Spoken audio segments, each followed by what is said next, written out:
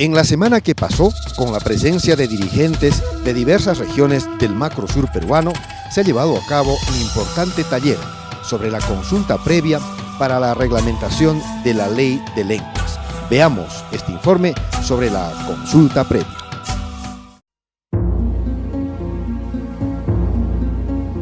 El Perú contiene una fecunda tradición ancestral andino-amazónica, tradición que persiste en sus costumbres y ritos, que no es otra cosa sino una filosofía, sustento y forma de vida.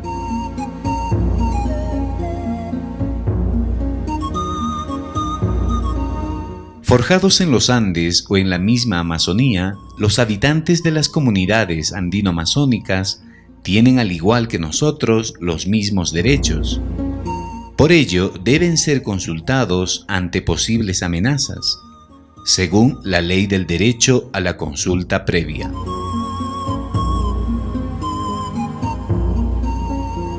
El área funcional de derechos de pueblos indígenas del Ministerio de Cultura de Cusco, encargada de implementar las actividades concernientes a la protección de los pueblos indígenas en aislamiento y contacto inicial, así como de los derechos lingüísticos y del derecho a la consulta previa, viene promoviendo e implementando el ejercicio de la mencionada ley.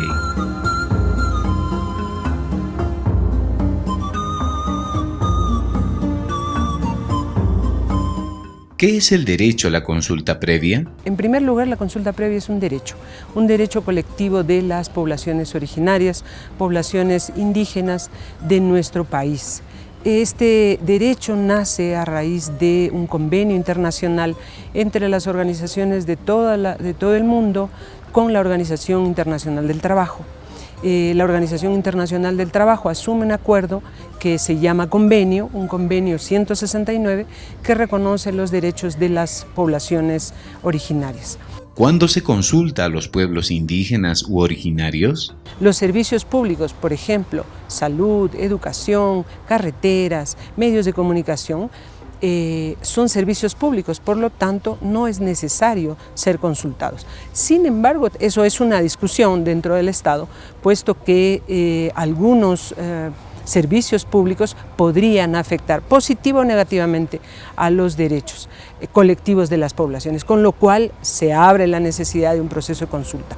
Esto todavía es una discusión entre las organizaciones de nivel nacional con el Ministerio de Cultura como ente rector de los procesos de consulta. ¿Cuáles son los procesos de consulta previa de los que se tiene experiencia? La ley de consulta previa se aprueba en el Perú el 2011. Sin embargo, no se puede implementar hasta su reglamentación, que sucede el 2012.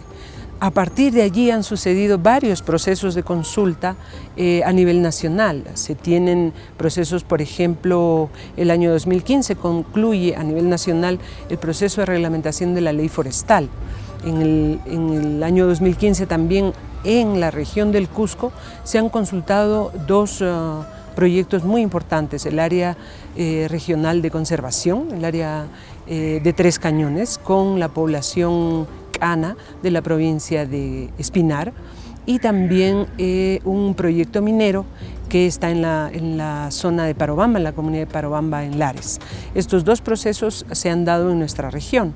Igualmente, hace muy poco, la semana pasada, ha habido una consulta, un proceso informativo de la consulta de la reglamentación de la Ley de Lenguas. Es decir, se pueden consultar medidas administrativas, como por ejemplo el programa o proyectos de inversión, proyectos mineros, proyectos hidroeléctricos, proyectos también del área de conservación, de áreas de conservación, también unas medidas legislativas como la reglamentación de la Ley de Lenguas.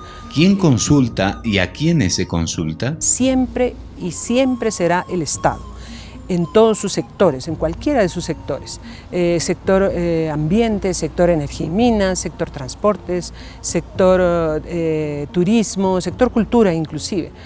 Todos los sectores son los llamados a convocar a un proceso de consulta, a promover un proceso de consulta. ¿Quién se consulta? ¿A quién se consulta? La cuestión es identificar los pueblos originarios del Perú, de cada región, de la zona afectada, digamos, ¿no? son los pueblos originarios que serán afectados o podrían ser afectados en sus derechos, positiva o negativamente, en determinada zona. ¿Quiénes son las poblaciones originarias y qué características presentan? Todas aquellas que cumplen 3 características. 1, la conservación del idioma, fundamentalmente. Un idioma diverso al castellano, un idioma originario. Puede ser quechua, es decir, andino, o puede ser amazónico. También podríamos decir que esto es un primer criterio. Otro criterio es que están asentados en un territorio, tradicionalmente asentados en un territorio, y conservan, tercero, conservan las tradiciones, las costumbres de sus ancestros. Llámese como se llame, es decir, pueden ser comunidades campesinas, pueden ser comunidades nativas, pueden ser comunidades originarias, como se autodenominen estas poblaciones. Algunos han dicho que las comunidades campesinas no acceden a ese derecho y es una mentira. Sí acceden a ese derecho. La cuestión es cumplir estos requisitos, estos criterios que caracteriza a un pueblo originario.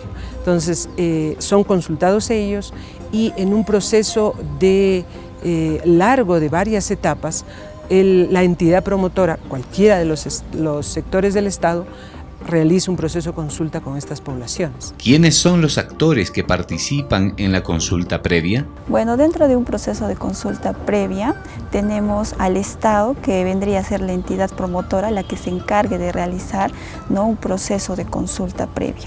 Se le denomina entidad promotora porque va a ser la que va a promover todo este proceso y también la que se va a encargar del tema logístico. Ahora, después tenemos las poblaciones indígenas. Las poblaciones indígenas originarias son las que van a ser consultadas, ¿no?, y también las que van a hacer respetar sus derechos colectivos.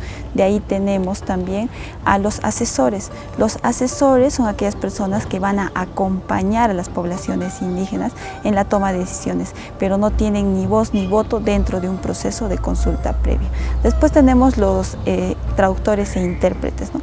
Los traductores e intérpretes son los que van a tener el diálogo intercultural entre las poblaciones indígenas y el Estado. Van a ser más o menos como los mediadores, van a traducir, ¿no?, ya sea de manera oral o escrita, todo lo que se va a dar dentro del proceso de consulta previa en las lenguas originarias de las poblaciones indígenas. Después de esto también tenemos el facilitador. El facilitador es el mediador entre el Estado y las poblaciones indígenas para que todo este proceso de consulta se conduzca de manera respetuosa. En este sentido, se viene implementando el derecho a la consulta previa respecto de la reglamentación de la Ley de Lenguas. Los días 25 y 26 de febrero, aquí en el Cusco, se ha desarrollado parte del proceso informativo del proceso de consulta de la reglamentación de la Ley de Lenguas. Tenemos la Ley de Lenguas, la 29735, que en resumidas cuentas reconoce como 3 elementos centrales. 1, al uso de la lengua originaria. Todas las poblaciones tienen el derecho a usar en cualquier espacio público o privado su propia lengua, ¿no?, que la educación tiene que ser en esa propia lengua y que todos los servicios públicos tienen que estar de acuerdo a su lengua y a su cultura. Se tiene que llegar a acuerdos con las organizaciones indígenas para cómo aplicar esta ley. Entonces, se ha dado el evento informativo del Macrosur, donde en el que se ha congregado representación de Madre de Dios, de Puno, de Tacna, Moquegua, el propio Arequipa, el propio Cusco, y contando también con la representación de nivel nacional de las organizaciones indígenas. Estamos hablando de la Confederación Nacional Agraria, de la Confederación Campesina del Perú, organizaciones de mujeres, organizaciones también amazónicas que han sido representadas, que están siendo representadas en este proceso, ¿no? Y diríamos que es un hecho histórico. Es la primera vez que el propio Ministerio de Cultura es la entidad promotora, es la entidad rectora del respeto a los derechos, en este caso los derechos lingüísticos de las poblaciones originarias.